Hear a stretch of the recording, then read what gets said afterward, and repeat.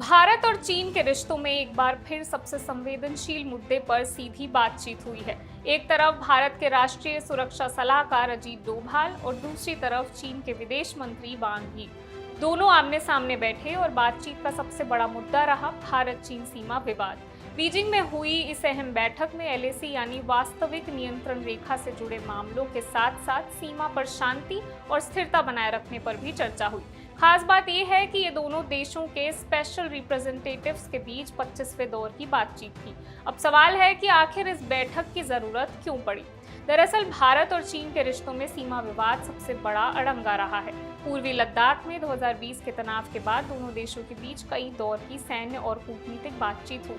अक्टूबर 2024 में दोनों देशों के बीच एलएसी पर पेट्रोलिंग व्यवस्था को लेकर सहमति बनी और कई इलाकों में डिसएंगेजमेंट की प्रक्रिया आगे बढ़ी।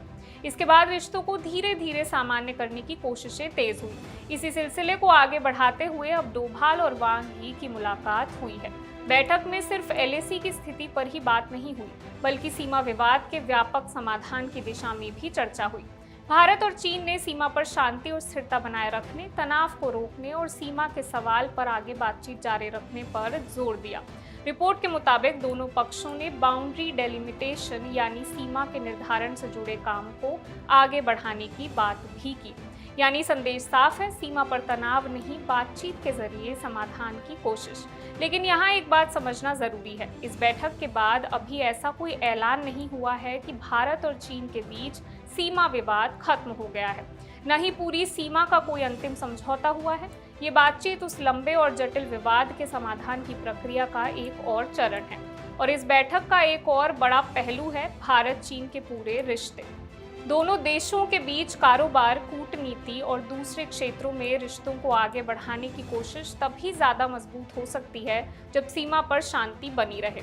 यही वजह है कि डोभाल वांग बातचीत को सिर्फ बॉर्डर मीटिंग के तौर पर नहीं, बल्कि दोनों देशों के रिश्तों को पटरी पर लाने की व्यापक कोशिश के तौर पर भी देखा जा रहा है।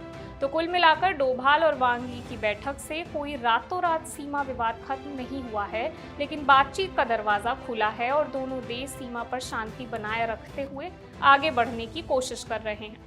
अब नज़र इस बात पर होगी कि आने वाले दौर की बातचीत में क्या ठोस प्रगति होती है और क्या एलएसी से आगे बढ़कर भारत चीन सीमा विवाद के स्थायी समाधान की दिशा में कोई बड़ा कदम निकलता है। मैं वंशिका सक्सेना और आप देख रहे हैं इंडिया न्यूज़।